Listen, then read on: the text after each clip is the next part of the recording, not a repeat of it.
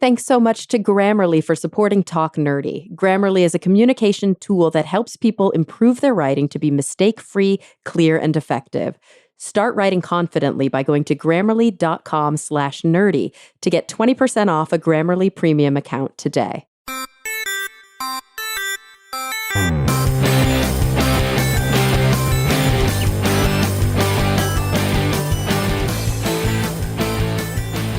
Hello, everyone, and welcome to Talk Nerdy. Today is Monday, January 27th, 2019, and I'm the host of the show, Cara Santa Maria.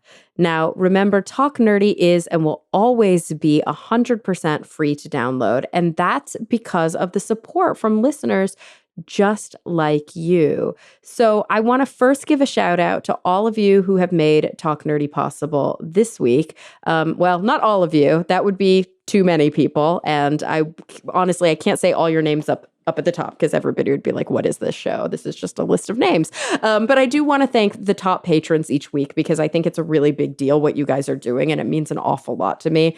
And thanking you by name is just, I think it's literally the least I can do. So sorry I'm doing the least, but I'm so incredibly appreciative. So first I want to thank Mary Neva, Pasquale Gelati, Sinai, Ulrika Hagman, Dudas Infinitas, The Zombie Drummer, Phil T-Bear, Brian Holden, Jeffrey Sewell, Daniel Lang, and of course, David J.E. Smith. If you want to pledge your support for the show, just visit patreon.com/talknerdy, and you can learn how you can do that.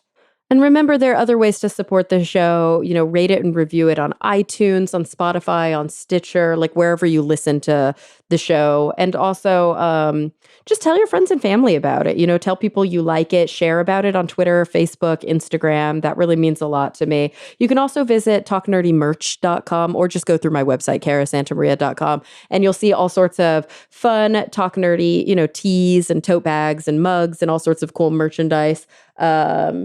To support the show and kind of rock some cool stuff as well. All right, enough about that. I'm super excited about this week's episode because I had the opportunity to sit down with Ben Orlin. Now, Ben is a math teacher who also has an incredible blog online called Math with Bad Drawings. And of course, he's also the author of two new books that came out really close to each other in time. The first in 2018 is Math with Bad Drawings, Illuminating the Ideas that Shape Our Reality. And his newest book, which only recently came out, is called Change is the Only Constant, The Wisdom of Calculus in a Madcap World. So I'm super excited to do another show about math. I feel like we don't do enough of these on the show. We don't do enough of these just in general. It was fascinating for me. It was a thrill to be joined by this incredible author. So guys, without any further ado, here he is, Ben Orlin.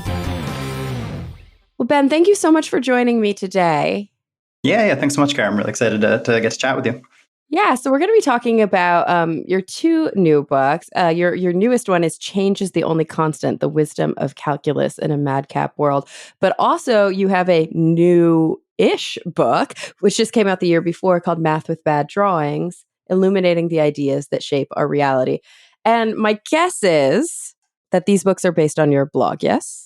Yeah, a little less than you would think so, actually. The second one, almost none of it comes from the blog. And the first one, I think there are sort of bits that were drawn from the blog and then elaborated. What I found, though, is that writing a book is actually pretty different than writing for the internet. You can sort of, the kind of like dance you need to do to get attention on the internet, you can do a little bit less of in a book. So I really enjoyed getting to go kind of deeper on some topics in the books. I love that. So, maybe to take a step back so that people who are listening who maybe don't know about the blog, we can tell them about that first. So Math with Bad Drawings. First of all, love the title. Super funny. Love what you do on the blog. Maybe you can let some people know like how you got started with it and sort of like what it's really for, who it's really for. Yeah, sure. Yeah. So it started in 2013. So I was in my fourth year of teaching. I was teaching at a high school in Oakland, teaching math. And I wanted to be sharing sort of like silly thoughts and ideas. I've always liked comedy writing and humor writing. I did a lot of that in college. So I wanted to be sharing that with whatever audience is out there. I didn't really know how to find an audience on the internet. I knew I wanted to be writing about math and education, and I had an idea that those the stuff I wanted to share was visual, right? Like I needed pictures. And I also knew that I really can't draw. Like it's just genuinely a deficit of mine. And so I had to like disclaim it up front. So like about like there are going to be pictures on this, but you have to set low expectations for these pictures. So Math with Bad Drawings was like that domain name was free. Was available. So that became the title of the blog. I love that. Wait, so how long have you been teaching? Since 2009. So yeah, my first year out of college. Almost 10 years now. I've taken some time off. So during that time, I've spent 3 years sort of as a full-time writer. Right now I'm kind of teaching part-time, writing part-time. So I've bounced back and forth between the classroom and like the coffee shop where you just sit there with your notebook, doing writing. Wait, you can write in coffee shops? I don't know how people do that. I kind of like the ambient noise, actually. Yeah. Literally, like if there's like an interesting conversation happening right next to you, then you're not going to be writing anything other than like maybe a transcription of that conversation. But as long as you're in a coffee shop of people who are also doing the same thing with their laptops, that's not so bad. That's so funny. I'm like the, noise canceling headphones. Like, even if my dog is chewing too loudly, I'm like, I can't focus on anything. I've always been amazed at coffee shop writers. I think, but some dogs are pretty spectacularly loud chewers. I think I can imagine, like, if you take the wrong dog into a coffee shop, that's going to bring the whole thing to a halt for everybody in there. So you studied. I'm guessing. Maybe I shouldn't be guessing. Did you study math at university, or did you study teaching? I did a couple of education classes, but basically studied math. Although really what I studied was psychology. So we've got that in common. I did. The math major was only 10 classes. So I sort of looked up senior year and was like, I've got 4. I could maybe squeak this thing out. And just sort of did a sprint to the finish and took a lot of math senior year. So my math major is like when I talk to mathematicians, which I do a fair amount, I have to sort of caveat my math major because there's sort of a couple like essential classes I really should have taken that I didn't actually study.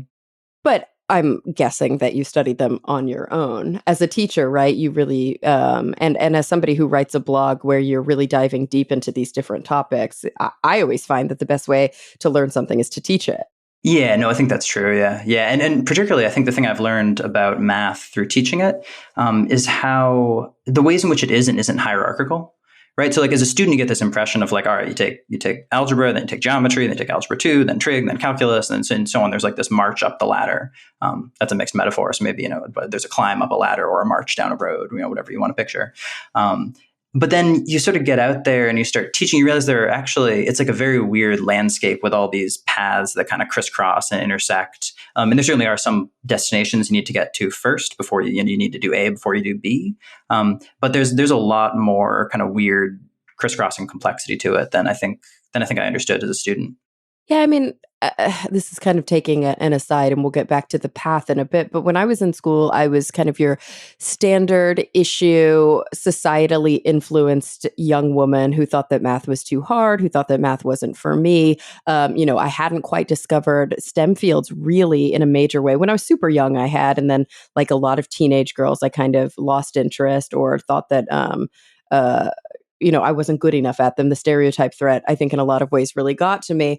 And my path was heavily like just stats. It was, once I found psychology and I found stats, I really fell in love with that component of math. But I really went the stats route, quote unquote, not the calculus route, if you want to say that there are different like spokes. And so I did a lot of trig, but I also did just like a lot of kind of pure statistical stuff. And it did seem like there wasn't a lot of interplay, at least for me, between sort of the calculus people, which of course they do a lot of trig too, and the stats people. They didn't really seem to have much to do with each other at all. Maybe I'm looking at that incorrectly. Yeah, no, I think that's probably true for most people's experience. I'm trying to think how to put it. Like the ideas underneath are all very connected, and you sort of can build bridges between. There's lots and lots of connections you could do between stats and calculus if you want them. Mm-hmm. But the sort of like in schools as institutions, we've sort of built these hallways where like stats goes down that hallway and the kind of calculus physics track goes down this hallway. And so they feel much more separate than I think the ideas are. Yeah, stats becomes like the social sciences hallway, right? Because like you need it in order to be able to do experiments and to be able to share your results in a easily digestible way. And then like physics, like the calc people tend to be more in the physics hallway. Absolutely. Yeah, no, I think that's exactly it. Yeah, I think one of the weird things about my writing is I'm like more interested in the social sciences than the sciences on the whole. But Hmm. actually, I sort of like the kind of pure physicsy kind of math. I enjoy stats too. Stats is really cool. But just like it's more what I studied as a student was the kind of science hallway kind of math. But then I'm Yeah. interested in the social sciences hallway. Um, I love that. So you've got this interplay. Is the social sciences perspective, obviously you were educated in that. To be clear, were you saying earlier that you basically did an undergrad in psych and then added the classes that you needed to add to get a second major in math? yeah, that's right. Yeah, yeah, Okay, yeah. gotcha. So do you find that the interplay is really obvious, or is it more that the psychology stuff has informed how you teach? Yeah, I think both. Yeah, definitely psychology. I mean, teaching is very, very psychological, right? Like what you're trying to do is figure out Mhm. what is going on in a mind that's trying to understand a new idea. So I think that my psychology education is really helpful with just like framing what are Yeah. students doing, like what is going on in their head when they're trying to learn some math. Yeah, and, And like, then where are actually, those blocks too? That's, like, a big one for yeah, me. It's like, where is it like, "Okay, this part is too hard, I'm going to give up now," and anything after this is just, like, jibber jabber to me. yeah, exactly. Yeah, and I think exactly the fact that like a lot of those blocks are about your emotions and your experience Mhm. of the classroom more than they are about something cognitive. It's like Interesting, you yeah. like they'll start to despair if they feel like they're not on a path towards a solution. And like they might Mhm. be on a path towards a solution, but if they don't think they are, then that's kind of game over. Yeah, it's so true, like, it really comes I mean, I don't know, there's a million different ways to, like oh, I shouldn't say skin a cat, that's such a gross metaphor. I gotta come up with a better metaphor than that, It is but, you funny know that like any task can be done multiple ways. That's like what our culture is converged on, though. Like skinning cats, like we all do on the weekends.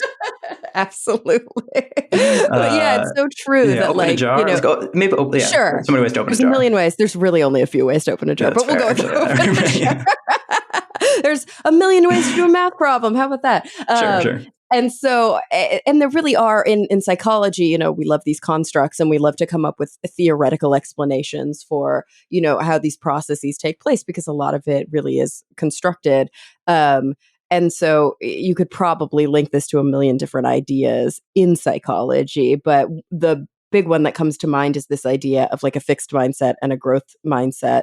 And take with that what you will if you know anything about the fixed versus the growth mindset. But there is something very fundamental in almost all human beings that, like you said, if something isn't working right away for me, and it feels like there's so much resistance that I'm not going to be able to push through, I'm going to see that as a personal, almost like identity failure, as opposed to just this problem requires a little bit more insight, or this problem requires that I do a little bit more digging. I'm going to see it as I don't have the skills to get through this problem. That's a failure on my part. I'm never going to get through it. This sucks, and I don't feel good about myself now. Yeah, yeah. That's one of the strange and scary things about teaching is seeing how much, especially teaching math, is maybe true in other subjects too. I don't have as much experience, but seeing how much students' identities are on the line in the math classroom, like the difference, like what grade is at the top of that test. And I know kind of how random those test results are, and how arbitrary the set of questions is that I picked, and how much it's affected by how much sleep you got the night before, or 1,000 other factors. But then students see those scores, and it is an arrow straight to the heart. And they really, especially, and I'm teaching middle school right now, and around that age, students are really building a sense of like, am I a person who can do math, or am I not? Right? Like, am I going to be somebody in 15 years who like is like, reading something for fun and isn't worried about if I run into some mathematical stuff because I have faith that I'm going to learn it? Or am I going to be someone who like just gets anxious when confronted with math and feels a need to push it away? Gosh, and then so much comes out of that, right? This like generational cycle where then, that middle school kid, if they really do fall victim in a heavy way to that kind of stereotype threat and internalize what they see as failures and kind of stop because they're just sort of turn that part of themselves away, then, later they have kids and their kids are sitting with them trying to do their homework and they're like, I don't get it. And they imbue some of those same kind of values into the kids. And it just becomes this really bad cycle, I think. Yeah, yeah. Right. No, it almost becomes like we are the non-math tribe, right? Like I failed, your father before him failed. We have all failed in Yeah. math, and now you have this legacy of failure weighing down upon you. Which like it's not not to fault parents for feeling anxious about things they struggled with in school. But it's I don't know. As teachers, it's sad to me that somehow in the classroom we've created an environment where that's what's happening. Yeah, absolutely. And it's obviously a multivariable issue. It has to do with, some failures in education. It has to do with some failures in the home. It has to do also with, I think, basic, psychology, like we were talking about. Do you see, I mean, speaking of the fact that you're teaching middle school kids, which is in many ways that really critical age, especially when it comes to like gender and when it comes to ethnic background, do you see that kind of stereotype threat in action on a regular basis? And of course, maybe I can do the 2 second, or maybe you can do the 2 second stereotype threat conversation. Yeah, Like I can try it, and then you can correct me if I botched it. But yeah, basically, it's a stereotype threat. That Claude Steele is the name of the researcher I associate with it. Is that Mm-hmm, mm-hmm. is that okay? So right, him and other collaborators and researchers. The idea is basically that if there's a stereotype out there that you're aware of that is sort of a negative stereotype about a group you belong to, then even if basically, if you're just sort of made aware that stereotype is made salient, then it is the potential to kind of affect your performance negatively. So one of the early examples is something like Black Americans in like math performance, or women in their math performance. If you sort of present a test to men and women and you make salient the idea that this is a test of ability, that doesn't really affect in Steele's original studies, didn't really affect the men's performance very much, like whether you framed it as a test of ability or like something else, like we're just checking in on how you think about these questions. Didn't affect men's performance very much, but had a big impact on women's performance, where if you say we're just checking in to see how you think about these questions, then men and women in the original study performed about equally. And if you say we're checking your ability, then the female performance dropped really dramatically. Yeah. And then, of course, it's been replicated so many different times in so many different ways. And, some of the classic ones that I think too are the ones where it really is just all about framing, like you said, whether it's a test of ability or it's just a check-in, or whether like when comparisons are made, like, don't worry, boys tend to do better on this. So, don't worry if it's too hard, versus let's just do this. You see these like dramatically different outcomes for the kids who take it. And of course, knowing that there are societal stereotypes that are in play all the time. So it's not just about how you as the teacher prime before you give the test. That's the obvious paradigm for in the psychology lab. But given that every day we see examples of this, I mean, I remember covering when I was at HuffPost like 10 years ago. I remember doing a video about stereotype threat, and I found a t-shirt like that was for sale. There's like some big news article about it because people were pissed and they took it off the shelves. But there's a t-shirt for sale that said like, "I'm too pretty to do math." Right. I've seen that around as a meme. Yeah, it's really, yeah, right. I feel like I'm too pretty to do math, maybe, but I think your stick figure man is. Right, yeah, that's possibly true. No, my stick figures are too pretty to do math, but they do it anyway. It's fine. You They can do it be beautiful and anyway. do math anyway. That's So the yeah, message I we need mean, to be sending: is you're beautiful, and like you can do math anyway. It's fine. yeah, exactly. You're While beautiful people are just and you gazing love at your math. face, you can occupy yourself by doing some sums. And so do you see that a lot in your work? Yeah, Obviously you've worked no, in different it's a good question. Yeah, Mhm. it's tricky to generalize about because every student is such an individual. One thing I think I've noticed, this is a little different from sort of a separate phenomenon. But I think when it comes to, because right now I'm teaching like an honors level, so pretty much all the students I teach are really quite skilled, Mhm. and I've sort of been selected into this track where they get sort of more advanced math faster. And I think not to speak to the specific students I'm teaching now, but kind of students I've taught throughout my career. Yeah. I think boys are likelier to feel motivated to like pursue math further, kind of regardless of what feedback they're getting from the teacher, like a little more independently of the feedback they're getting from the teacher. Mhm. Yeah. Whereas girls, I think, and this is something I've seen, I don't know, in classmates in college or people I've known professionally or whatever. If not told specifically how successful they are, will sort of Yeah. assume that their performance is middling. Maybe that's a better way to put it, is that boys, in the absence of feedback on sort of where they fall in the pack, are likely to assume that they're really excelling. And Yeah. girls, in the absence of feedback, are likelier to assume that they're kind of somewhere in the middle of the pack. Yeah, interesting. It's kind of like there's like a Dunning-Kruger thing going on Yeah, maybe. where, Yeah. yeah, I mean, the way that I've put it before on the show is that, and I think a lot of it comes down to like the Jennifer Siebel Newsom, the mask you live in, like the way that we raise boys basically to like not show their feelings. And so like it's not okay to cry. It's totally okay to be angry, but it's not okay to like be sad or look quote unquote weak. It's all about strength, strength, strength when a boy is a little boy. And it's all about pretty, pretty, pretty when a girl is a little girl. And so I think what ends up happening is that a girl and a boy are faced with a math problem and it's equally difficult to them. But the boy's like, this isn't hard. I've got this. And the girl goes, this is really hard. If he thinks it's easy, maybe I suck at this. And I think that that's why you see like real differences in performance when you do gender separation in math classes. Like, Yeah. because there's like study after study that show that all girl math classes don't, I think, have the same kinds of difficulties as mixed gender math classes, which Yeah, I sucks. find that really interesting. Yeah, no, I've heard research like that. Yeah, that's sort of that. If you have all female undergraduate education, you wind up with way more women going into STEM fields, even kind of controlling for everything you can think to control for. It doesn't seem to make a huge impact on boys when you have all boy. Not that there are a lot of places anymore that do all male undergraduate education, but it seems like the co-ed environment doesn't really. Co-ed versus single sex doesn't seem to make a huge difference for boys, but for girls, it seems to make a real one.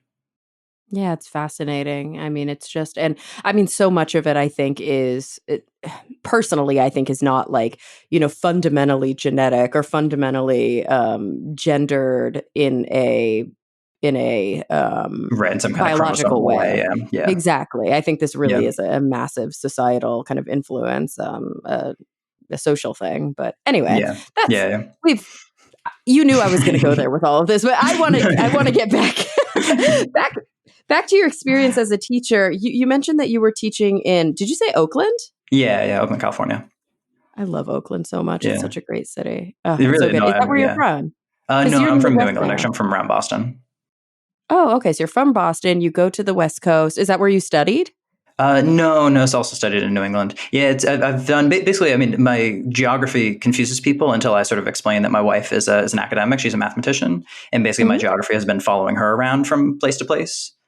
Otherwise, it's sort of Nice. very weird. Like as a teacher, to be like, well, first I taught. I was from New England, moved to California, taught there for 4 or 5 years. Then we were in the UK for 3 years. Then we're in Massachusetts for 2 years. Now we're in Minnesota. Which all like if you're a classroom teacher, that's like a very weird thing to do, to keep moving around, where you're going to need to change your licensure and like find a new school. But Yeah. it makes more sense because I'm the trailing spouse. Basically, I'm the one who's following around my wife's academic career, which is much more kind of location specific. And so now that you're in Minnesota, is she in a faculty position now, or is she in a postdoc? Yeah. This is her. She did 2 postdocs, and so now she's got a tenure track job. Oh, great. So this is where you are now for at least the Yeah, time being, hopefully, for right. the And foreseeable today future. it's gorgeous. Today it's like 37. This is like the warmest I've seen in months. This is incredible. Oh, So man. definitely the right weather to settle down in. Yeah, we both love it here. It's a great. St. Paul's a great city, and we love the community around here. It is the weather's going to take some getting used to. So now you're teaching, you said middle school, but like advanced middle school students. What kind of stuff do you teach to advanced middle school students? Yeah, it's the same. The curriculum I'm doing right now is the same, like Algebra 1 curriculum you would teach anywhere. But it's it's sort of the students I have are a mix of 7th and 8th graders. So the 7th graders are kind of doing the course a year early.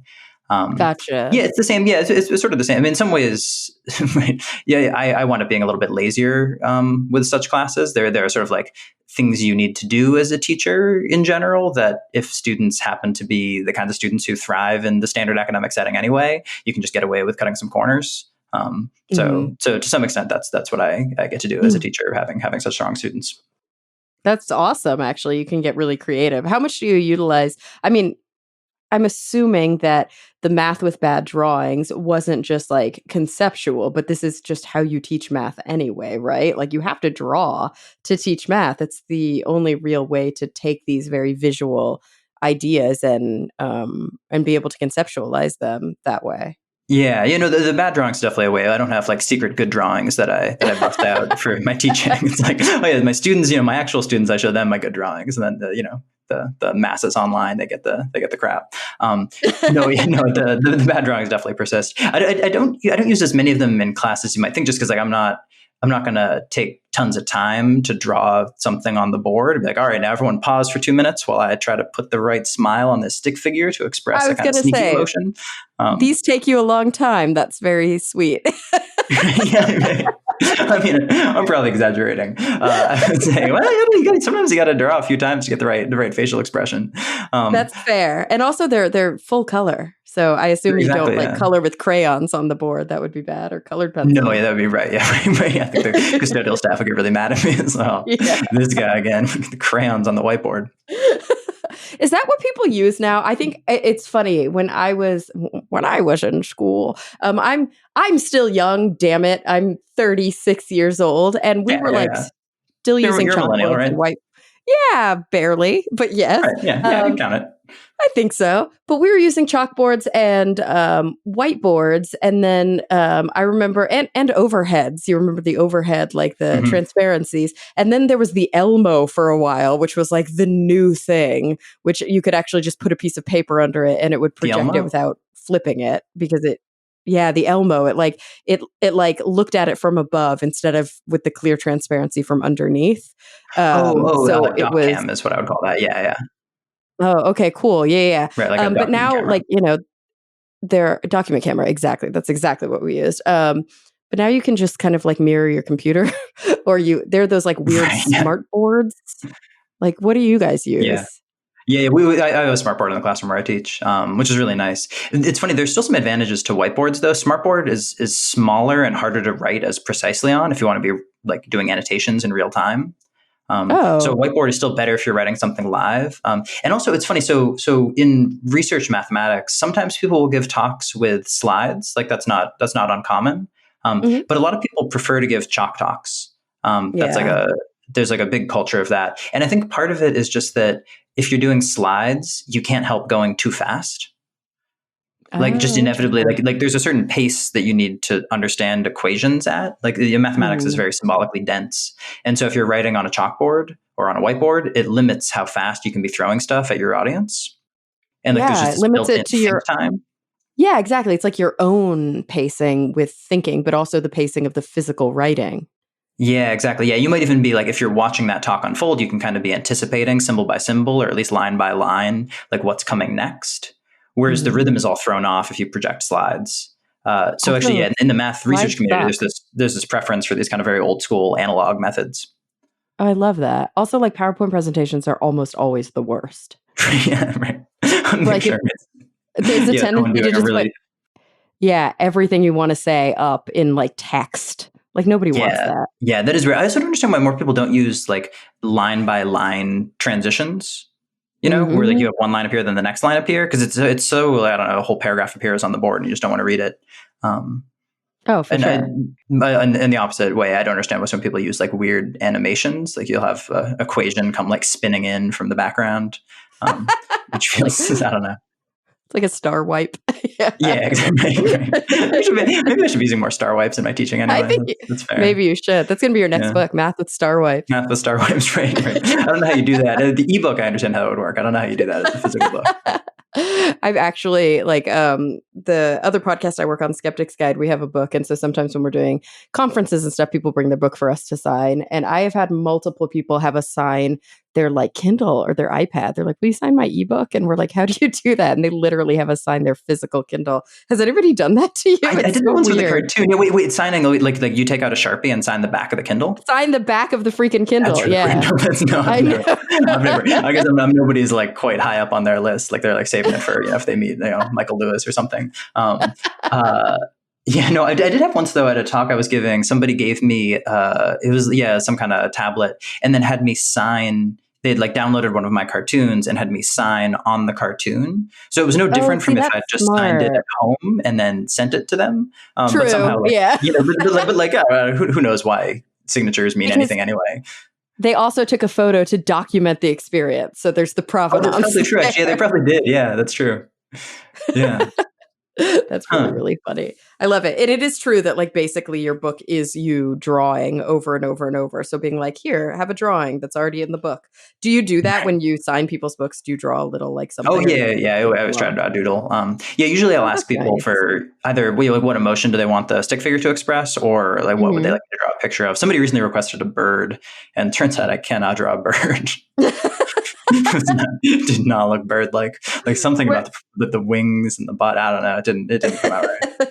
Well, I'm trying to see, like, because as I flip through, I see obviously mostly stick figures. Your states are really good. I'm liking Texas here. It's very Oh, thank you. accurate. Yeah, yeah. Yeah, it's Oh, there you go. really, Right, really. that's your home, right? Yeah, that's where I was born and raised, and that really does look like Texas. The White House looking good, the U.S. looking really good. Not sure about this camel. Oh man, that was like my sixth draft camel. That was a tough one. No, I'm kidding. He's great. What In do you the find that? Yeah, Oh, I'm in the so end notes of sorry. the second book, actually, I have like there's like a little cartoon because I want to list my sources for each chapter. One of the chapters Mhm. is about a dog, and so in the end notes, I included a collage of my early attempts to draw dogs. Oh my god, And they're all amazing. really there's like 7 or 8 dogs that like if they weren't labeled dog, you might not recognize it as a dog. That Pretty makes me grotesque. so happy. What are your hard I mean, so dogs obviously difficult, birds Mhm. not even possible. What are the toughest things that you have tried to draw? Yeah, that's a good question, right? What are the toughest ones? I'm trying to think. Yeah, the animals are Isn't tough. there a Animals dinosaur are in pretty here? tricky. Humans, the dinosaur was so hard. Oh my gosh, yeah. So it comes up in the triangles chapter because I wanted to make the point that when you're given, this is something I've done in the classroom. If you're given 3 sides, right? The question is like, Mhm. when can you put those together to make a triangle? Like say, like picture like 3 rods or something. So if you're given, and the problem comes up if I give you like a rod that's 10 meters long and then 2 rods that are 1 meter long, Okay. like you're not going to be able to make a triangle from those because you lay down the 10-meter Yeah. rod and then the 1 meter rod goes at one end and the other 1 meter rod goes at the other end. And like, And they're they just don't not going to reach. reach. Yeah. Yeah, it's just not long enough. So those two would need to add up to at least 10, like they should add up to 11 or something if they're going to be able to reach. So I've Yeah. explained those little like non-triangles. I've explained those to students as T-Rex triangles with like these little short arms that can't reach across the body. Oh, yeah, I get that. That makes Um, sense. so which meant I needed to draw a T-Rex in the book. But man, this is not, I don't know. Maybe it's okay they've gone extinct because I cannot reproduce them. Well, you know what it reminds me of is that Instagram. Oh gosh, I've just recently started following them where like it's like the little kids draw things and then the dad who's an artist like uses like online art tools to show what that would actually look like in real life. Have you seen that Oh, Instagram? that Let me sounds find amazing. it. No, yeah, Oh, it's so good, I'll you look guys. that up Like, after. yeah, I'm gonna find it right now because I just started following them, so they'll be in the list pretty easily. Maybe towards the Yeah, it's funny. bottom. That sounds like Yeah. I've seen the videos of where you have a baby dancing or just like baby just moving around, and then a bunch of trained dancers behind trying to mimic the baby's Oh, movements, that's like a so songbird sort of falling great. over, which is it's like they're really really beautiful dances that result. It looks This hard. is yeah, no, I'm sure. This is called Things I Have Drawn, and it's amazing. So it's the Insta of Al and Dom with a little help from their dad called Tom. Yeah, so it's like little kids doing these like ridiculously bad, I mean, but normal little kid drawings. And then he does this like 3D rendering, like this really great computer 3D renderings of these things, and they to make them look like real life versions of the animals, and they're like horrifying because This they'll is have really like these incredible. weird toothy grins and stuff. Yeah, Right, yeah. I love it No, though. I'm It's looking at so this right now. good. No, this is incredible. Yeah, this is definitely whoever's listening to the podcast should pause right now and Google that. It's so good. It's so good. So okay. Back to the bad drawings. Actually, back to the newest book, Change is the Only Constant, The Wisdom of Calculus. So is kind of tell me a little bit about how you decided what the two books in this first, because I know that you're working on writing more books now, but the first series of Math with Bad Drawings and then Change is the Only Constant. How did you decide what to focus on first, and how do they relate to each other? Yeah, so the first idea for me was the calculus book. To Okay. me, I was always skeptical of like, could one write a book about math in general? That just felt much too big to me. Like Hmm. trying to write a book about history in general. like, oh, let's just cover the basics of history, hit some of the greatest hits, just lay out, intro history. And then people can, if they're curious about something, they can go deeper. And it's like, well, what would you include? It would be so arbitrary what you would select. So I was always skeptical of how, even though, I'd read some good takes out there, but the nice books that were about math in general. But it seemed like a hard gig to me. So calculus to me is kind of the opposite. It's like a very coherent and beautiful type of mathematics with a few really deep ideas about kind of continuous change and what happens if you break things into infinite pieces, each of them infinitely small. And that's basically that's the engine of calculus is breaking things down into this like infinitesimally small continuum level stuff. Is that really what calculus is about? Gosh, I am not educated. Oh yeah, totally. Yeah. It's really neat. I mean, it and that just turns out to be a really powerful way of thinking. It's so funny. I think that if you had asked me at the beginning of this, like, what is calculus? I'm not sure. I would have hemmed and hawed and said, okay, I know it's like a field in math or a type of mathematics that's used to help describe physical properties of the universe. And it has something to do with vectors. I think that's probably what I would have said, which is terrible. That's all true also. There are vectors involved. I would explain. And it's funny. I think calculus is definitely one of the things that, as I've taught it, my thinking about it has changed, my understanding of it. I think, right, so the word calculus, right, is literally like system of calculation, right? It comes from a little pebble on an abacus that was called the calculus. Okay. So same as like we now call, if you stones in a different part of the body are called the calculus for the same reason. It's like a little stone. Those kind of calculus you don't want. So that's what calculus is. It comes from the abacus, and the idea is that it's really like a system of calculation, right? So it's the same way in abacus. You're kind of just following some rules to slide these stones around. That's the idea with calculus too. You're sliding these symbols around. Basically, you're moving this dx here and this dy over there. And so that winds up being the experience most people have of calculus, is you learn a lot of rules for manipulating symbols. But then how is that different than arithmetic, which is just manipulating numerical symbols? Yeah, it's similar. I mean, you can think of, they're very similar in principle. The difference with calculus is that with arithmetic, people have always had different methods for dealing with whole numbers. That's sort of what arithmetic tends to work with. But calculus was building that for the idea of change, which is a much harder and thornier idea. This is you'd had, different intellectual traditions all had their paradoxes and their questions and their unanswerable riddles about the nature of change. And so the fact that we were able to kind of pin this down and figure it out. So it became almost like arithmetic. The rules are a little harder, but in principle, it's similar to arithmetic.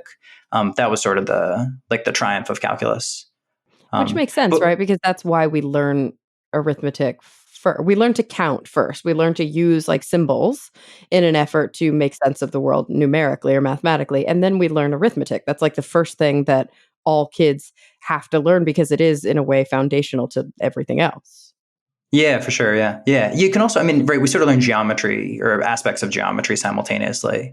Because that's almost a separate, learning our shapes. Yeah. And one of the things that's interesting in math is that, accessing it through numbers and thinking about numbers and how they combine and how you can rearrange them, and also accessing it through shapes and how can we measure shapes and what vocabulary can we use to talk about shapes. Those feel very, very different and kind of wind up leading to a lot of the same places.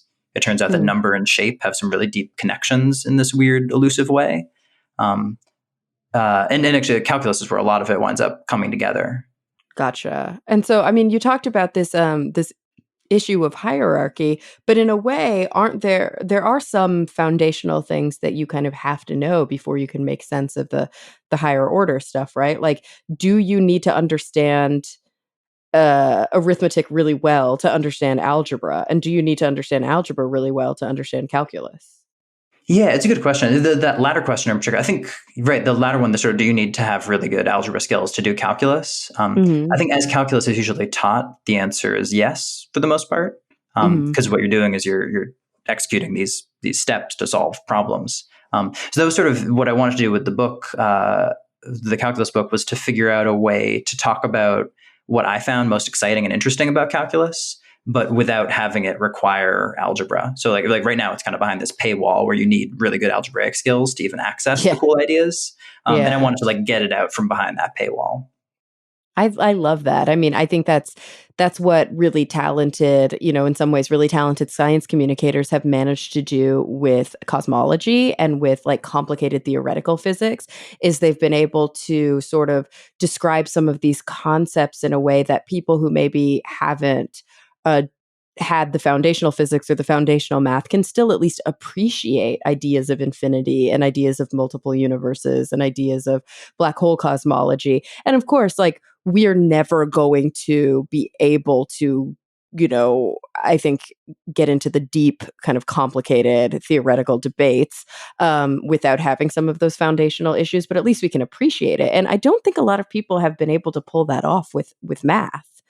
Yeah, it's funny. I think I think my books are a little unusual in math. And actually, I got some nice reviews from slightly puzzled mathematicians after my first book, where I take, like you described, I take much more of like a pop science kind of approach, where what I'm trying to do is to present to you these ideas I find interesting and some of the conclusions that we get from math and some of the intuitions, but without getting into calculations. Like in Mhm. the whole calculus book, there's like maybe there's a handful of equations in there, but rarely with more than a couple of symbols in them. It's a very low equation version of calculus. Mhm. Like not much technicality to it, and that tends to be not how people write about math. Even people who are trying to reach a larger audience, they want you to get out a pencil and paper and do the math. Yeah. Which is a fair way to think about math. It's an active thing. It's a doing thing. But I think you can treat it similar to science. You can I wouldn't want that to be the only type of math book out there. But I think there maybe aren't enough of that kind of math book out there yet. So that leads me to two kinds of questions. Like, do you think that this approach would be an appropriate or an interesting conceptual approach to teaching in the classroom? Like, whether it be the core textbook or a companion textbook, maybe to like a non-majors math course, or even to companion a course for like, majors who are deep in it. Like, do you think that this kind of approach is important for actual pedagogy, like for actual teaching? Yeah, I think probably in a sort of limited way. I think so. In the calculus book, I have some notes in the back that are sort of trying to connect it back to the calculus curriculum because I've done things in a very different order than you would in a calculus class. And I think it could be fun as a companion text. I've gotten some nice emails from students who are taking calculus who find it a useful sort of supplement to it's sort of like getting to watch a little like mini Nova documentary or something on the page that's covering some of the same topics. Yeah, I think that's really Yeah. great because we do like math textbooks can be rough. Yeah. Yeah. No, it's definitely true. Yeah. Yeah. It's just a different kind of book. All right, guys, I want to take a quick break to thank the sponsor of this week's episode, Grammarly. It's a writing assistant that helps you out so much, whether at school, at work, or on the go. I use Grammarly every single day, and I'm going to tell you how I use it in just a moment. But first, I want to let you know that there are two different versions. There's a free version that can be downloaded by anyone on their computer or phone, and it helps with, spelling, grammar, things like that. But the Grammarly premium service, which I use personally, it gives you more advanced help. So advanced punctuation, structure, style, vocabulary, conciseness, tone, even readability.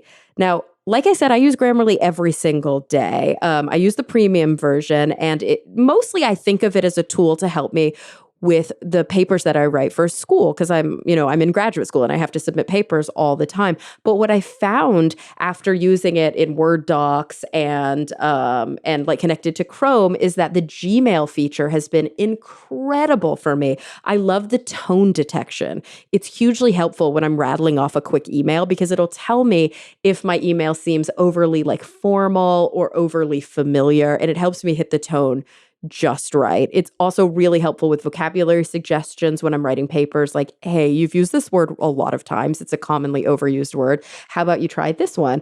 Or converting my passive voice to active voice, which I know is difficult for so many people. I can tell you without a doubt, Grammarly has made me a better writer.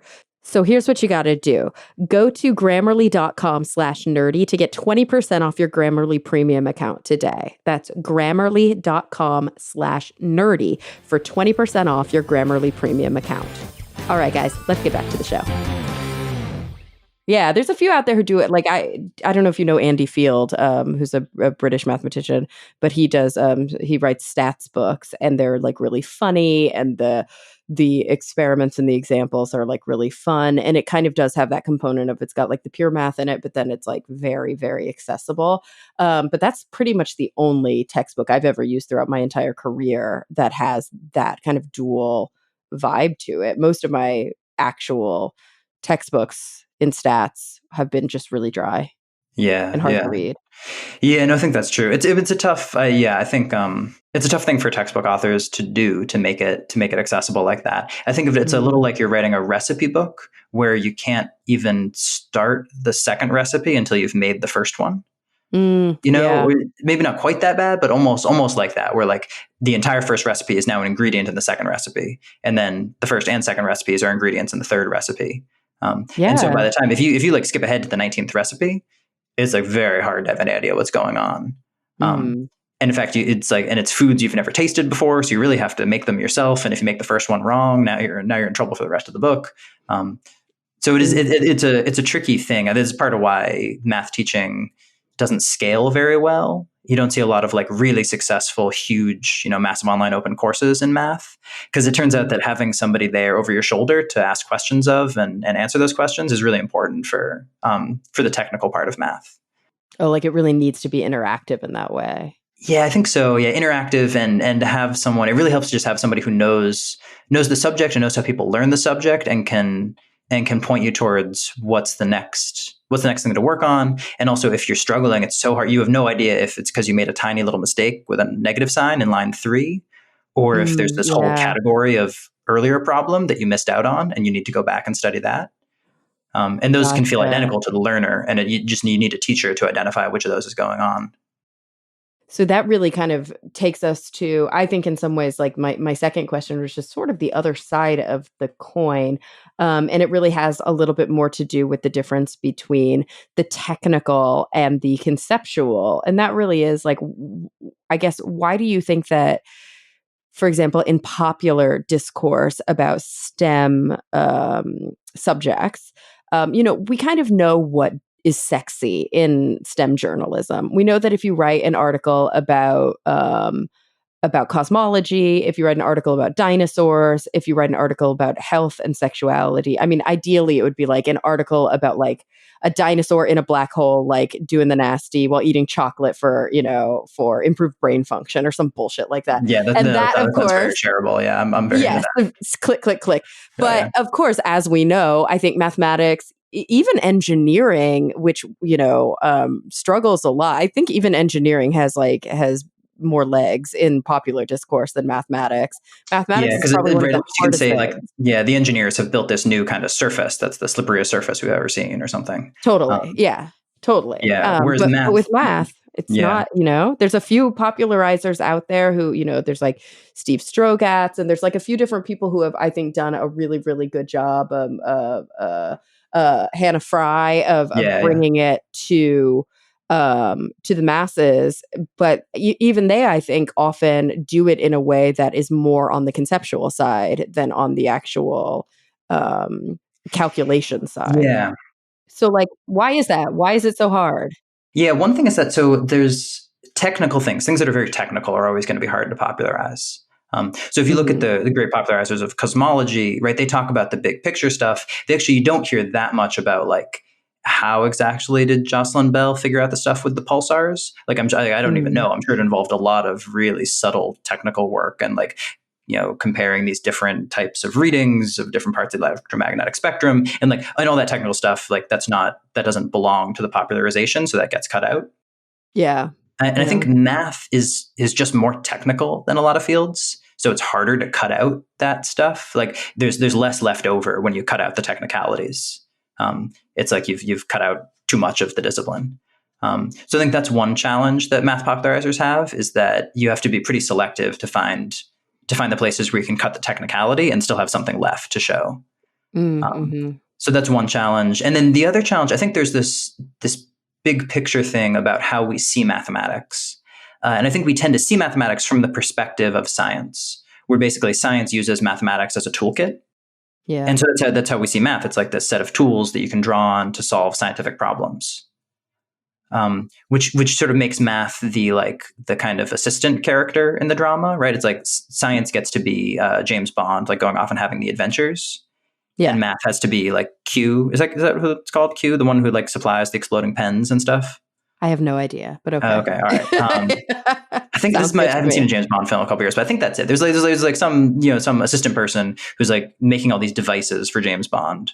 And right here, we cannot remember his name, which is exactly the point we're trying to make. Exactly. Thank you. Yeah, exactly. Right. Right. Some like forgettable British actor who's, there in the first 15 minutes of the film, but then James Bond goes and does the actual adventures.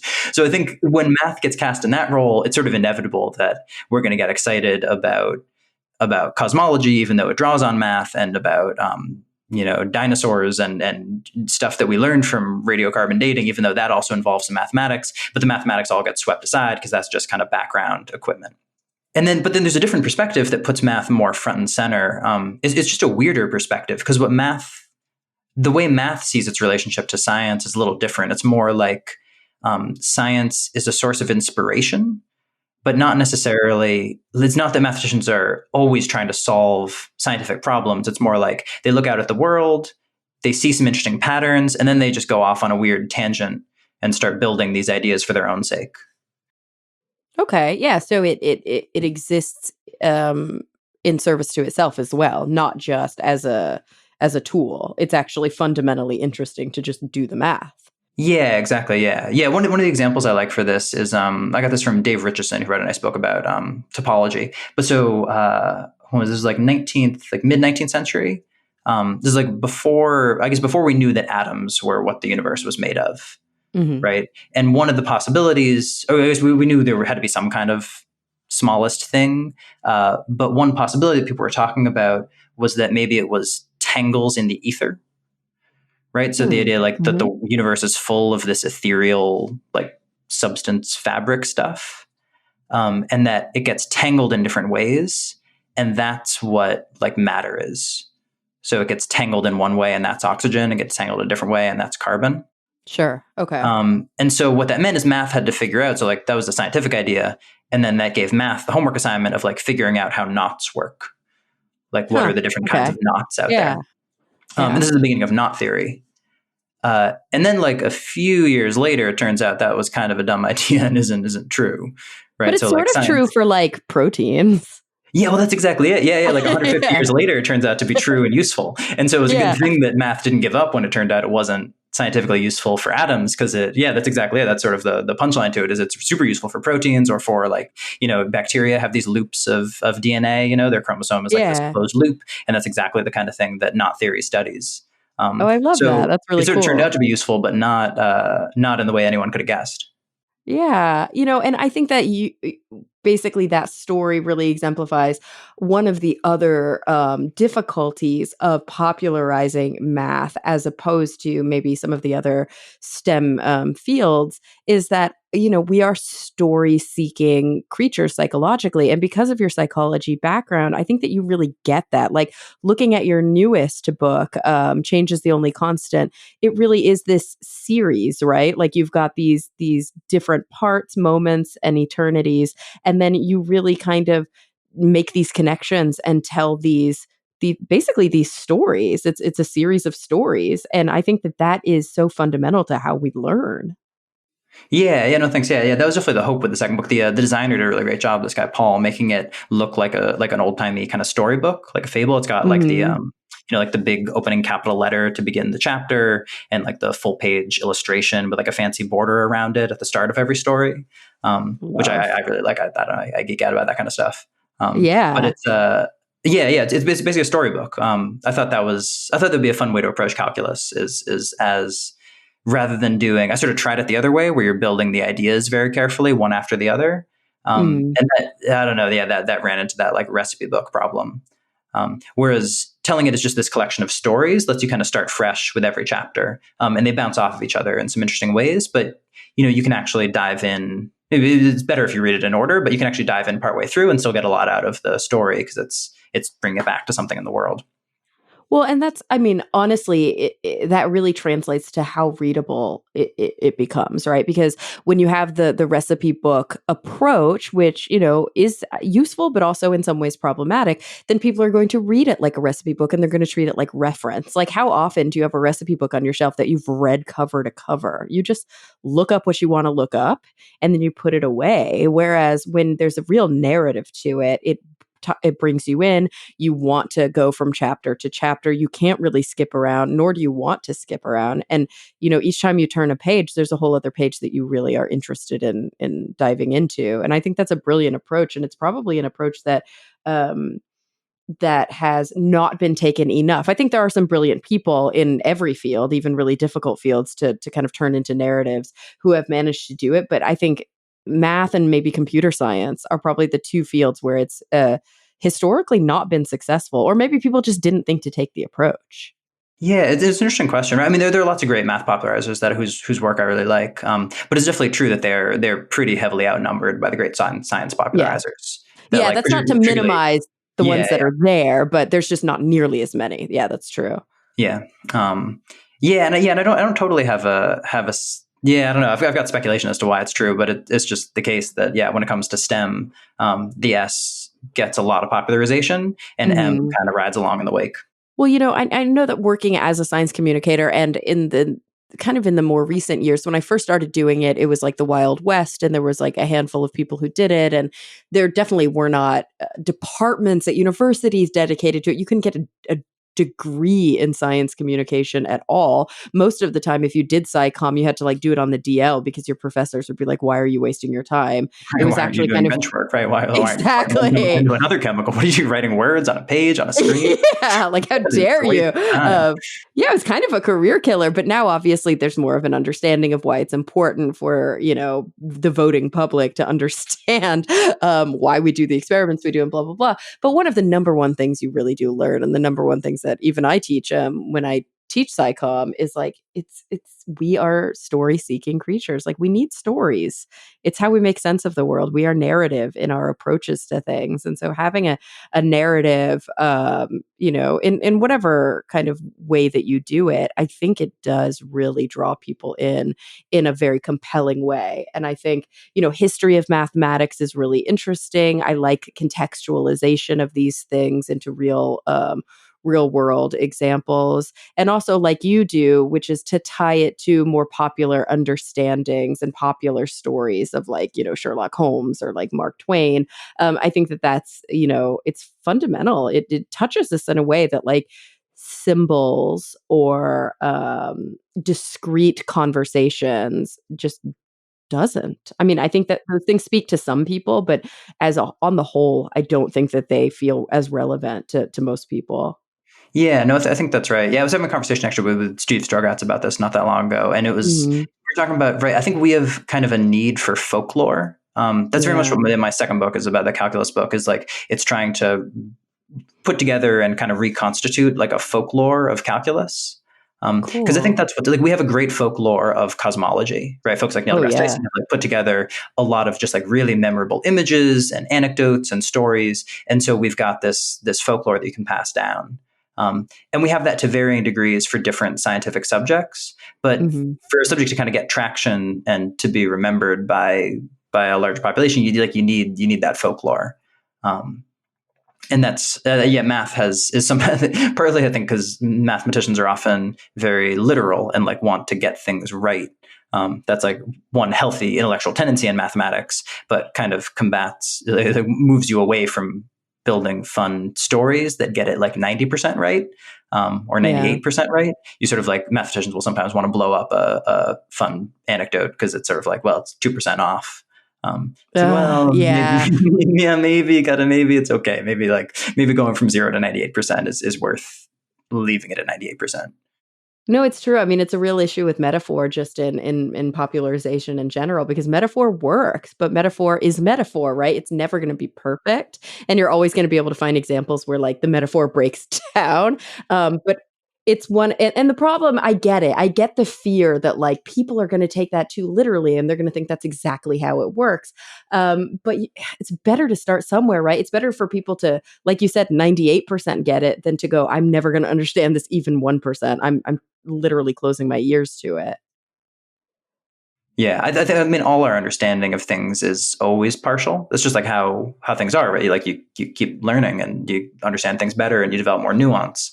Mm. And so the idea that then, whereas in math teaching, I think sometimes both teaching and popularization, we're a little too fastidious about wanting to make sure the technical statement is exactly right from the beginning. It's like, Mm-hmm. well, even if the thing we write down on the page gets all the technical nuance, like the reader won't. The reader is going to make some mistakes, and that's okay. That's part of the learning process. You just got to anticipate those mistakes and then help them get to the next level. Okay, so I think that really makes me want to dive into, a big question about sort of current society and maybe even specifically American society. Sorry to my listeners who don't live here in the States.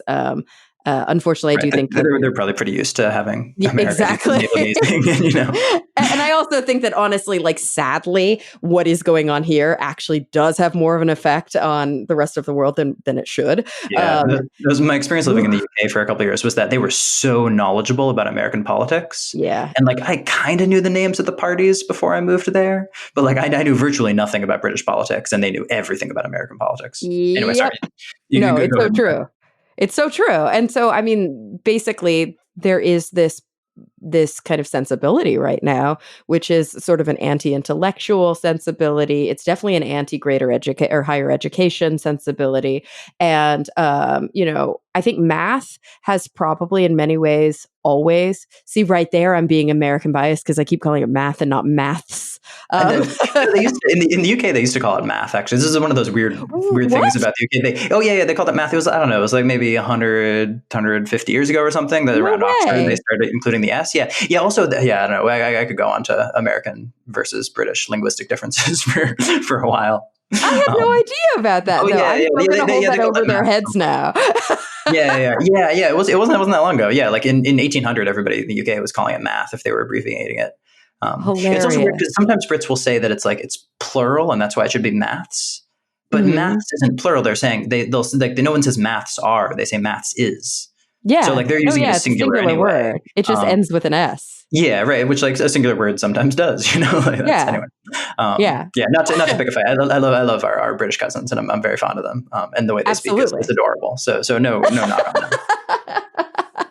So anyway, yes. So the kind of cultural relationship, obviously in recent years, because of our listen to me trying to be as diplomatic as possible, we have a president and in many ways a governing body currently that denigrates the idea of education. It denigrates the idea of being smart. It's a very populist movement that we're seeing lately that is not celebratory of intellectualism and it's not celebratory of knowing things and of thinking in a skeptical or an evidence-based way. I think mathematics has historically always struggled with that. Like it's almost like you guys probably have a little bit more practice existing in a universe where people are like, I don't get it. I don't think it's important. I don't think it matters. And now we're starting to see it with basic fundamental science things like climate change and like vaccines and, all these different skeptical issues that we focus on as STEM educators.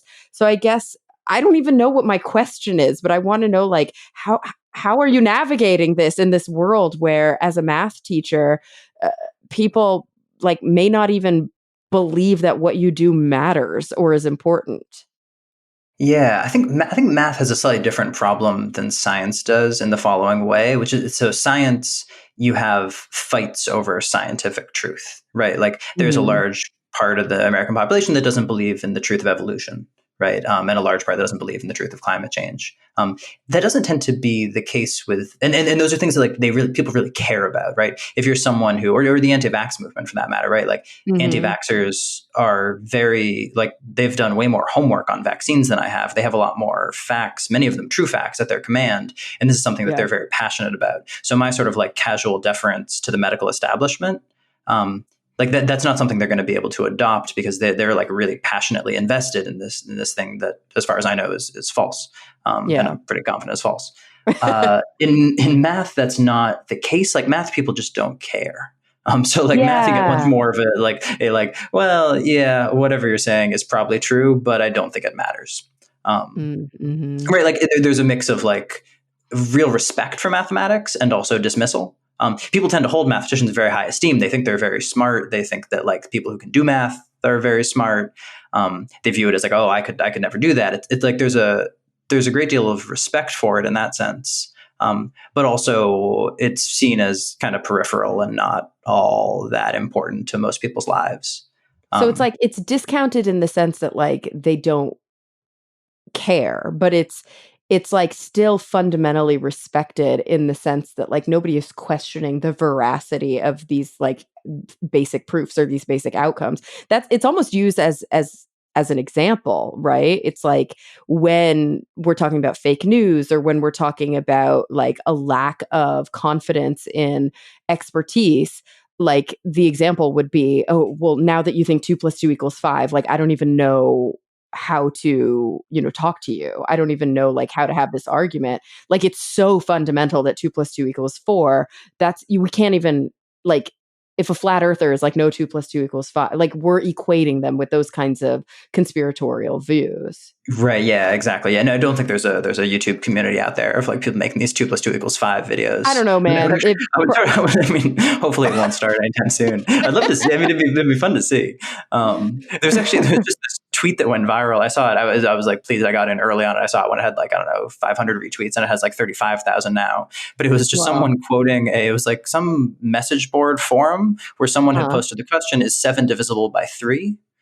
And someone else replied, no, it's not. I wish it was.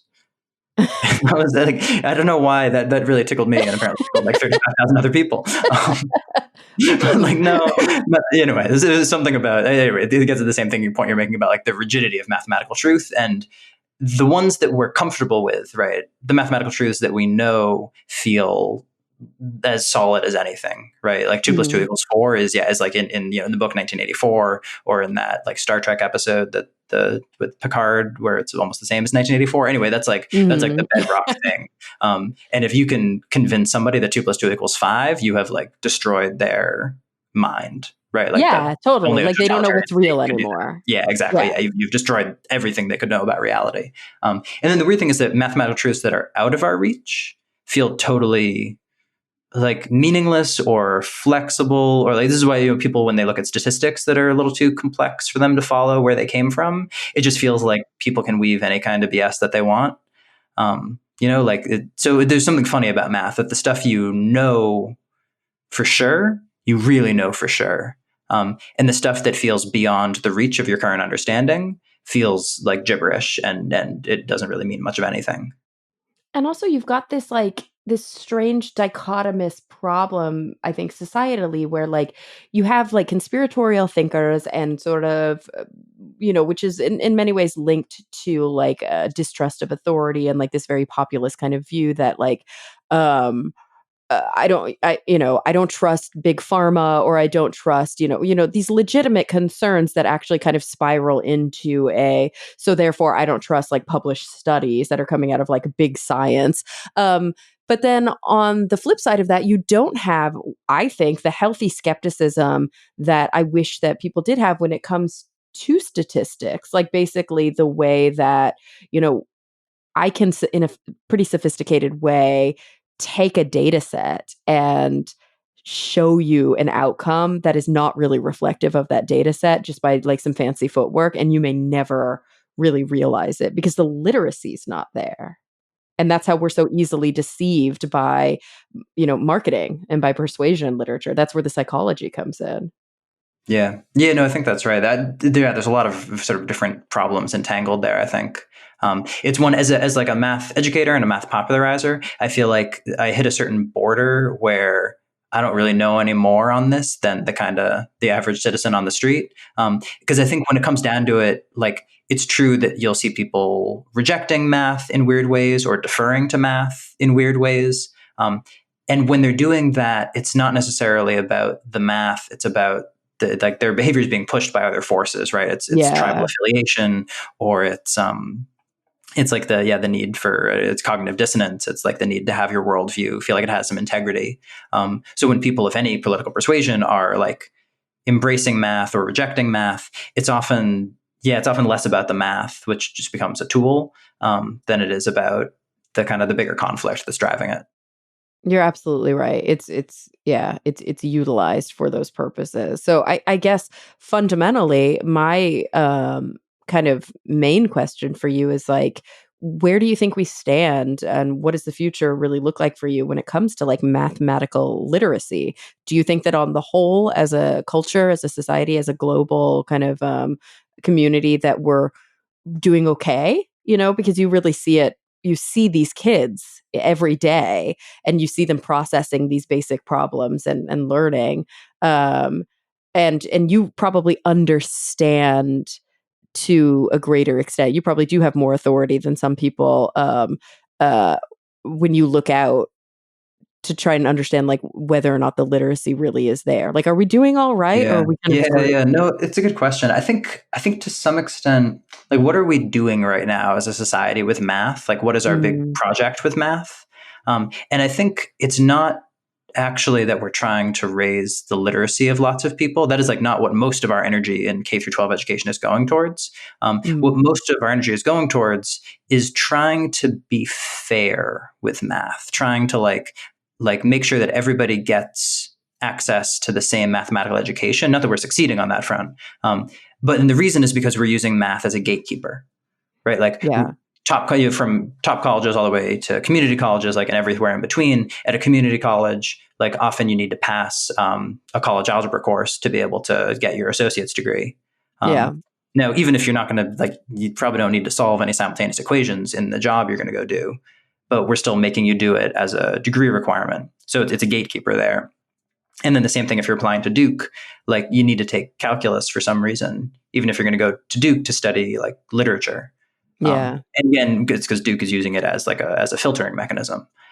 And so sort of across the board, that's what we're doing with math is we're using it as like a platform for competition.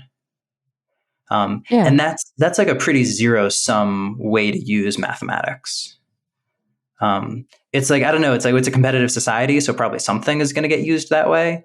But it seems like kind of a waste of math because if we had a different vision for what mathematics could be, I think we could be trying to build a society where mathematical literacy is as universal as like literacy. Yeah, I mean, we know that like basic literacy is fundamental to I mean, I could probably list 40 outcome variables that are directly linked to literacy, right? Like mean income and like, I don't know, probably like longer life. Like there's probably so Yeah, sure. many Yeah, things you're that right. are linked Lower to it. incarceration rates, and yeah, definitely. Totally. And so I'm wondering if, if you think that basic kind of mathematical literacy in that way wouldn't be like on the whole like a culture improver. Yeah, I think so. Yeah, this is something I think a lot about this in education, that there's a zero sum aspect and then a Mhm. not zero sum aspect. Like the zero sum aspect is kids are competing to get into colleges and then they're competing to get jobs. And like insofar as one kid does better at getting those resources, it means at least in the short term, some other kid is not doing as well at getting those Absolutely. resources. And Yeah. that's just like an inescapable part of education. And like you can ask any parent or student, and like they know that. Well, and Um, especially when you like have like a layer of capitalism that's like added to the educational system, it Right, just sure, exactly. Yeah, that's the system that we're feeding accelerates into that. and Mhm. coming out of. Yeah, exactly. But then there's and this is like the reason I'm an educator, is that there's also a totally non-zero sum aspect, which is that like if I could wave a wand and make everybody in the country more quantitatively literate, like, have a basic grasp on probabilities, and yeah, like probability is the first one I'd pick probably, but then, and some statistical literacy, and even just like a little more numerical fluency, a sense of what computation is and what exactly computers can do and can't do. If we could just magically grant that power to everyone, it would like all of our lives would improve at once in a lot of ways. Mhm. Yeah. Right, we'd be able to help each other in more ways. We'd be able to complete projects that right now get stalled by the lack of that knowledge. So that to me, that's what's exciting about teaching is the idea of Yeah, that like, everybody, like having one more really smart, well-informed person out there is better for everybody in some small way. Yeah, no, it's absolutely true. Like, the elite among us are important to foster, I think, because that's how we end up with like MacBook Pros and iPhones and rocket launches and all that great stuff. But at the same time, like, if a rising tide lifts all boats, like if kind of there's a fundamental basic literacy or basic, like you said, quantitative literacy out there, yeah, I think that there's a better chance in each election the um for the most evidence-based candidate, or the candidate who is actually thinking about these things uh from a perspective that's informed by understanding risk, understanding scale, understanding outcome measures. Like all of these things I think are, I don't know, like fundamentally important. And so, I mean, I guess I have to ask you, probably like the last question before we do our closing questions that we do in every show. Is that really why you wrote the book? I mean, or the books? Is like what's the motivation going outside of the classroom to people like myself, who I would never be in your middle school, algebra class? Right. Yeah, sure. Yeah, no, that's a good question. Right. And actually that lets me circle back to earlier because I mentioned, right. So the calculus book was the one I conceived of first. Hmm. And then the book Math with Bad Drawings, which is the same title as my blog, was the one that came to me second.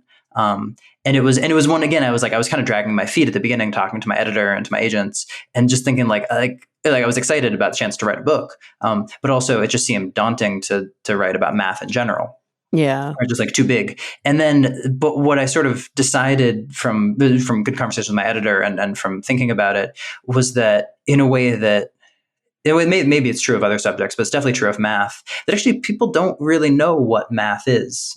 Despite having 12 years of experience of it for most of us in school, like there's a lot of nuance and color and flavor to mathematical thought that just doesn't make it to people. Like it's really easy to come out the other side at the end of high school and just not have really had an experience of what mathematical thinking is and what it can be. So that was what excited me about that book, and that was sort of those ones being the first section of the book is how to think like a mathematician. Yeah, and it's exactly some of the kind of questions we've been talking about of what do mathematicians think about and what's useful about it as a worldview. Um, I think people are really familiar with computation. Like we can chug through some numbers and get an answer, and that's one part of mathematical thinking. But there's a lot more to it, and so I wanted to kind of dramatize and lay out some of the rest of what makes math math. Mm, And yeah. at first I thought that would be the whole book. And then 50 pages later, I was like, well, okay, that's going to be a real short book. I guess that's what I got. Because it turns out like the ideas are really pretty simple. And there's also only so much you can say in general, right? Talking about math as a whole. So at some point you need to dive into specifics. And so that's what the rest of that first book is. It's kind of jumping around to different aspects of reality and of daily life, lottery tickets and the electoral college and taxes and triangles and architecture, and just kind of jumping around from place to place and showing what does math help us see about these different aspects of life. So that book I think very much is about mathematical literacy and I'm trying to think like a step between literacy and like literariness or something. There's to me there's something kind of like poetic and exciting about math, and I wanted to Yeah. share that too. Yeah, so something where literacy feels like bare bones basic skills, Yeah. and then literature is something kind of like creative and expansive. Yeah, there's like an appreciation component to it that's more than just a um uh Yeah, more than just like decoding the letters and understanding what the word is. yeah, it's kind of like you can see the difference, I think, in kids in school, when you are learning the fundamentals, like the difference between the kid who has a mastery of the fundamentals in a way that they can pass the test, and then a kid who's able to take that, their mastery is such that they can take that and start comparing it to other things in the real world, or can start almost having like a level of poetry or a level of appreciation for it that goes beyond. Yeah, I think that's right. And in a weird way, they can sort of develop out of order, right? You can have a kid who's got really interesting connections to make, but is struggling to decode words. I think that's how I've always learned. I think that's why I really struggled with basic, like I never learned my times tables, for example, because I realized that you could learn up to 5 and then just double each to get up to 10. Like there's just no reason to like keep learning. Yeah. And so, and there were a lot of things like that, which I would get frustrated because I have a bad memory and I can't, like I was always bad. And I thought I was a bad history student for my entire at least up until undergrad education, because I was like, I can't remember dates, as if that has anything to do with history. I mean, if you don't know when James Garfield was elected, like, are you really a history student at all? You know, seriously.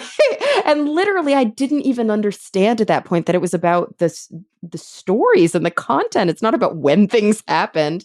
And I think that is a problem, right? Is that we teach in such a way, or at least most people assume that you have to do it in that order. But some people are forest first and then trees, and other people are trees and then forest. I mean, and sometimes the insight never develops if you go trees and then forest. You hope that it will, but they never can see the forest after that. Like it's just, they stay at that fundamental level. Yeah, no, it's true. No, I've had a lot of conversations with math teaching colleagues about this. Yeah, I tend to be, the way I like to teach, I think, is right in the way you're describing, is sort of forest, then trees. Like, let me give you a big picture of what we're doing, and then we'll try to hammer out details. And I have colleagues who I really respect and love, who really like sort of need to go the other way in their teaching. They can't, like, my way feels very backwards to them. And I kind of feel the same way about their way. I feel like, well, you're never gonna see the forest if you just go tree, tree, tree, tree, tree. It's like, when is anyone ever going to stop and think about the forest? And I think it's probably like we're both kind of right and we're both kind of wrong, and different people have different dispositions. But the weird thing is, we tend to, at least at the collegiate level, we tend to teach majors in a tree way and non-majors in a forest way. So anytime you see, like, I dated a guy who took what was it called? Physics for Poets when he was in college, from Carl Sagan, which is like the most amazing thing you've ever heard. Was it actually called Physics for Poets? You hear that as kind of like poets. That's such a good, that's really cool. I like that. Yeah, because he was because he was a classics major at Cornell back then. And so like that's, and Sagan taught these more popular classes to non-majors. And I've seen it a lot with like math or science classes that are taught to non-majors, that they're more like appreciation courses. And then the majors have to like slog through everything. Why don't we start everybody with the appreciation course? I don't get it. Yeah, that's a good question. Yeah, I wonder if they just sort of assume that people, if you're taking the major, you sort of know the appreciation stuff already. That you've but I don't think most of them do. I don't think most people do. I think you're right. Yeah. Geez. Anyway, okay. So Ben, this has been so much fun. I've kept you like way longer than an hour. Like I always do. I always try to keep it to an hour, and it just never works that way. So before we go, I do close my episodes by asking everybody the same 2 questions, and I'm interested in your perspective, both from working as a math teacher for as long as you have, but also from writing these more popular books, and from obviously thinking really deeply and algorithmically a little bit about some of these things. So big picture questions. Here we go. When you think about the future in whatever context is relevant to you, so it could be the future of yourself and your family, it could be the kiddos that you teach, it could be just our nation, it could be the globe, it could be the heat death of the universe. When you think about the future, number one, what is the thing that keeps you up the most at night, that you actually are like legitimately really concerned about, maybe even a little bit pessimistic about? But on the flip side of that, where is that genuine optimism coming in? What are you actually, truthfully looking forward to? Yeah, right. The heat death of the universe scale is pretty easy to answer, I feel like, actually, where it's like, I'm a pessimist. It's a shame about the heat death of the universe. That's a bummer. But on the other hand, like, there's going to be a lot of stuff before that. So I'm excited to see what happens. That's maybe a wider scale than I have anything useful to say about. In my own, sort of limiting it to like math and math education, which is sort of where I know a little something, at least.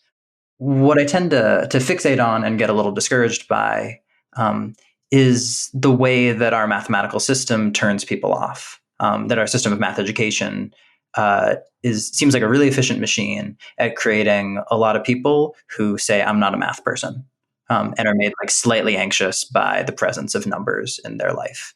And like, we'll make defensive jokes about like not being the one to calculate the tip because that's too much math. Like that seems to be like somehow it's no one's intention. That's not like what anyone has been trying to do with our math education system, but it seems somehow we've done a really good job of maximizing the number of people with that experience. And that discourages me. And I think what discourages me too, I think, is the system of it all, the fact that you can have really well-intentioned teachers and really bright, thoughtful students, and still somehow this is the result we get. That's discouraging, I think.